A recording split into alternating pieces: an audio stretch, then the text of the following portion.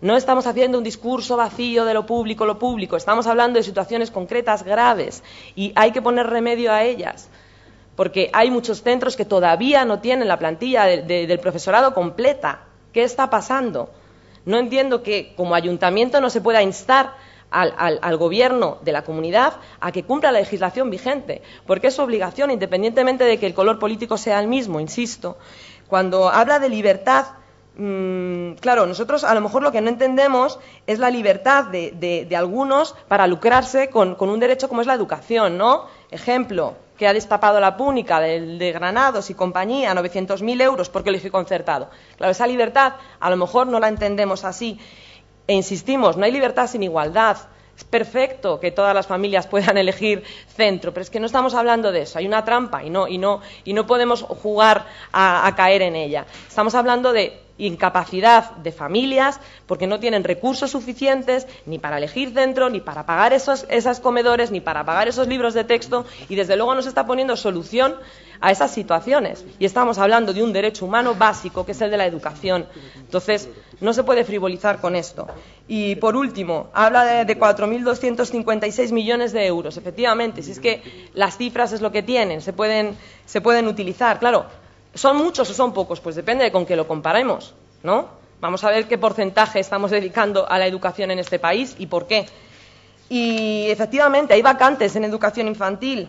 Si los decretos de los años 2008 y 2009, que permitieron una desregularización del sector y un aumento, por lo tanto, de las cuotas, se pudieran revisar, quizás habría más familias que se pudieran pagar esta educación infantil, porque si ven los precios mensuales entenderán que personas que tienen dificultad para pagar la hipoteca y para alimentarse y que están comiendo de Cáritas no pueden permitirse el lujo de pagar esta educación infantil. Y estamos hablando de educación infantil en la pública, ¿eh? No estamos hablando de que quieran llevarles a una guardería especial. Entonces, por favor, bajemos a la realidad.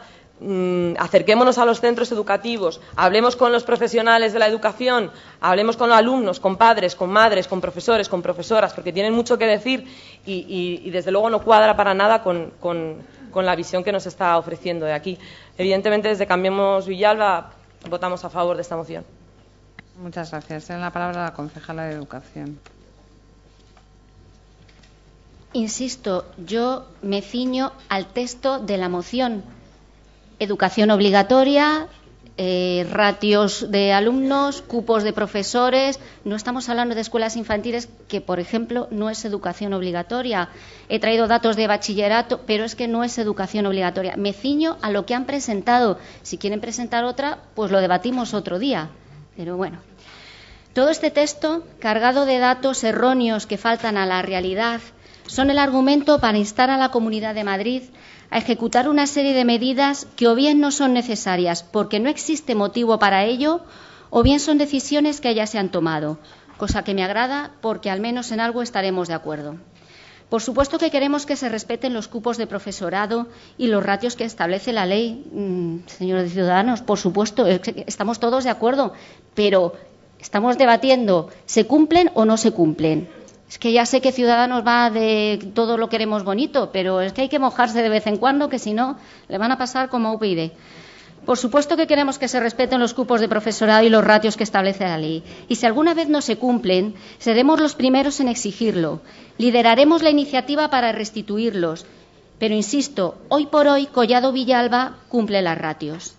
En primer lugar, proponen la inmediata paralización de los recortes de cupo de profesorado. Como les he dicho antes, si la Consejería de Educación hubiera aplicado las ratios vigentes, habría en Collado Villalba 67 profesores que no tendrían alumnos a los que impartir clase. Les pondré como ejemplo el Instituto Lázaro Cárdenas, que tenía previsto inicialmente un número de reservas y solicitudes que finalmente no se concretaron. Así que se podía haber reducido el número de profesores y, sin embargo, ha quedado de la siguiente manera. En 2014, 752 alumnos. En 2015, 766, 24 alumnos más. En 2014, 24,5 grupos. En 2015, 27 grupos, 2,5 más. Por lo que la ratio ha bajado de 30,7 a 28,7. La ratio de la vigente ley hubiera permitido quitar 2 grupos, uno en primero de la ESO y otro en tercero. Sin embargo, y a pesar del error provocado por reservas que no se materializaron, la Dirección de Área Territorial los ha mantenido.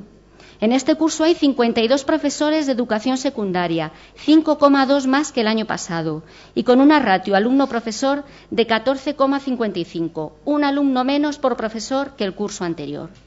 Este ejemplo nos sirve para demostrar que no hay recortes de cupos de profesorados que suprimir porque no existen tales recortes. En cualquier caso, les informo que el Gobierno de la Nación ha anunciado este verano la tasa de reposición de los profesores al 100%. En segundo lugar, piden que se cumpla la legislación vigente en materia de números de alumnos por aula. Pero ¿saben ustedes lo que están pidiendo?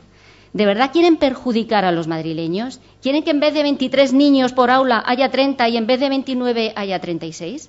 Es cierto que el secretario de Estado de Educación, Marcial Marín, anunció este verano la vuelta a las ratios previas a 2012, es decir, 25 en infantil y primaria y a 30 en secundaria. Pero es que Collado Villalba tiene 23 y 29. Y en bachillerato, aunque no sea educación obligatoria, se pasa de 42 a 36 alumnos. Y aquí no llegamos a 33. Llevan ustedes desde 2012 reivindicando estos 2 puntos. No se enfaden ahora que estamos superando la grave crisis económica y que el Gobierno está levantando los recortes, que si bien han supuesto muchos sacrificios, nos han permitido salir de esta situación.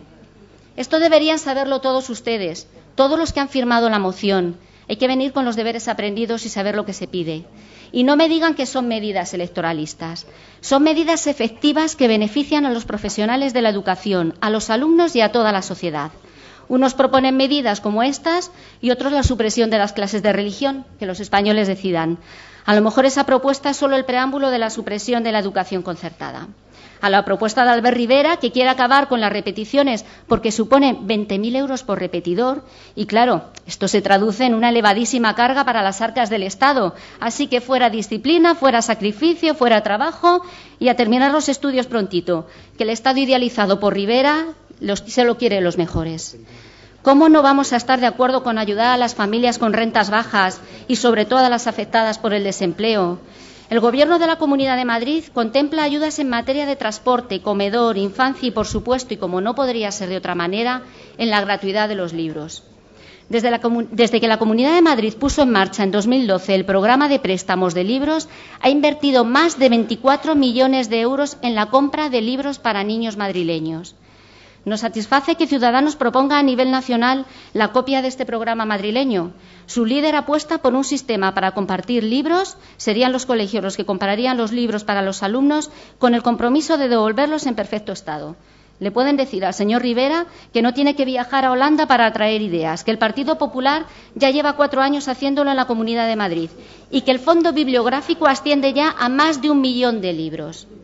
Tras escuchar los datos que acabo de darles, entenderán que la puesta en marcha del programa de implantación progresiva de la gratuidad de libros de texto comenzó en Madrid hace 4 años, así que llegan tarde con su propuesta. No quiero finalizar mi intervención sin antes reconocer a todos y cada uno de los profesionales de la educación el trabajo que han hecho durante estos años y agradecerles a todos ellos y a las familias el esfuerzo llevado a cabo.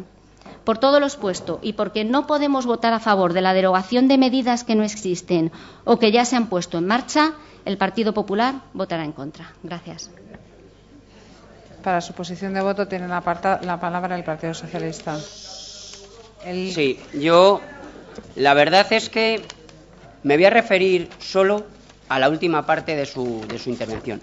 Me parece una absoluta falta de respeto a las familias que no están pudiendo hacer frente a la compra de los libros este año.